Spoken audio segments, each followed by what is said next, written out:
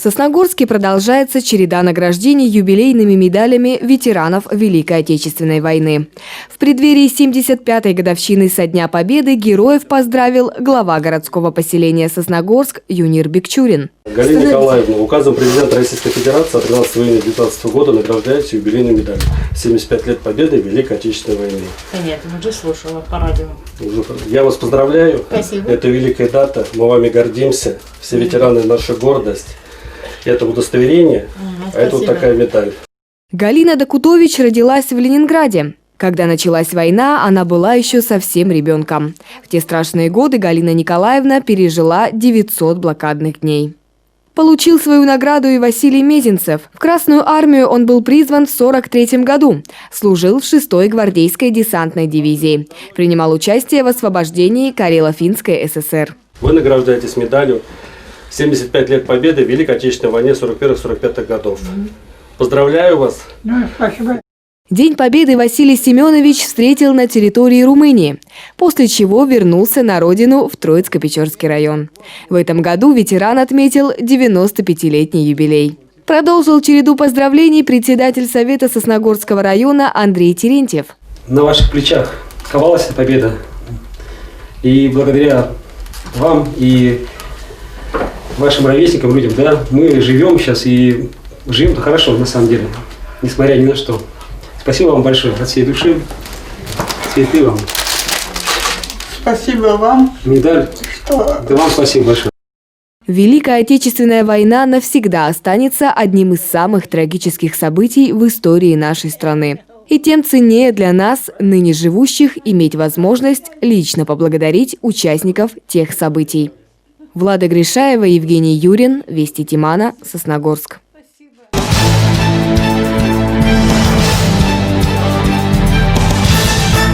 С 16 марта муниципальные образовательные организации района в связи с введением режима повышенной готовности, объявленного в республике, перешли на дистанционное обучение. Учебный процесс с переходом на дистанционные образовательные технологии продолжается в соответствии с утвержденными учебными планами и календарными учебными графиками. Уважаемые родители, это не карантин, это обучение, но в дистанционной форме. Как пояснили в Управлении образования, педагоги вправе самостоятельно определять, каким образом будет осуществляться обучение в этом формате. На сегодняшний день существует огромное количество онлайн-платформ и интернет-ресурсов, включая соцсети, для того, чтобы учебный процесс не прерывался. Стоит отметить, что добровольная самоизоляция не освобождает школьников от образовательного процесса. Для дошкольных образовательных организаций предусмотрен режим свободного посещения, под которым подразумевается право выбора родителей либо законных представителей воспитанников на посещение детского сада или пребывание детей на домашнем режиме. Отводить ли ребенка в детский сад – это решение будут принимать родители, законные представители детей, о чем они своевременно должны проинформировать детский сад. Однако свободное посещение не предполагает, что родители могут привести ребенка в детский сад в 10 или 11 часов. График работы дошкольных образовательных организаций остается прежним. Кроме того, сохраняется и требование о предъявлении медицинской справки в случае, если ребенок отсутствовал в детском саду более 5 дней подряд, в соответствии с требованием Санпина. Во всех муниципальных образовательных организациях проводится и строго контролируется исполнение санитарно-эпидемиологических мероприятий, в том числе дезинфекции школ и садов. Введен запрет на проведение массовых мероприятий для обучающихся и работников образовательных организаций и на организованный выезд обучающихся в период весенних каникул за пределы Республики Коми. Если у родителей обучающихся есть какие-либо вопросы по организации обучения в дистанционной форме, то они могут обращаться непосредственно к руководителю образовательной организации или в управление образования по телефону 5 63 67.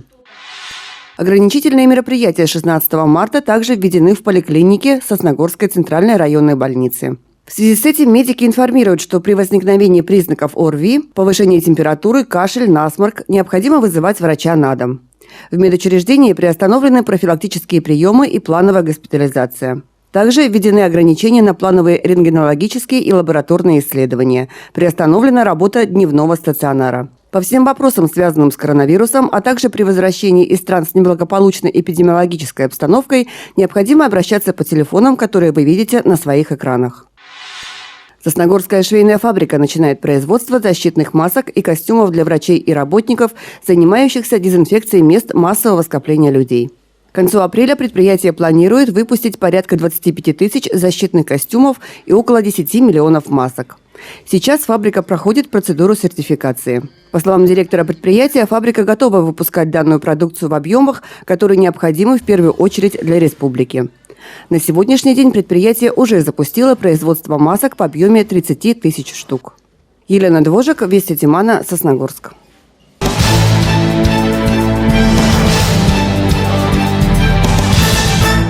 В Республике Коми определили лучших народных дружинников региона. Конкурс проводился среди городов и районов. В числе победителей и житель Сосногорска Александр Дюмин, занявший второе место в городской группе. Как рассказал молодой человек, в народную дружину он записался в 2016 году после службы в армии. За это время более 100 раз выходил на дежурство. Сейчас Александр обучается в Ухтинском государственном техническом университете по специальности правоохранительная деятельность. В будущем планирует работать в полиции. Пришел в народную дружину для того, чтобы защищать порядок в городе, охранять общественный порядок, помогать нашим сотрудникам полиции. На сегодняшний день в Сосногорской народной дружине состоят 11 человек. Они регулярно принимают участие в охране общественного порядка, как в будние и выходные дни, так и при проведении общественных мероприятий. Они более 600 протоколов административных выявили, то есть нарушений.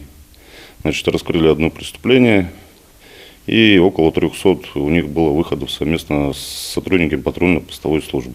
Для того, чтобы пополнить ряды Сосногорской народной дружины, необходимо обратиться к ее командиру по телефону, который вы видите на ваших экранах. Андрей Калиничев, Евгений Юрин, Вести Тимана, Сосногорск.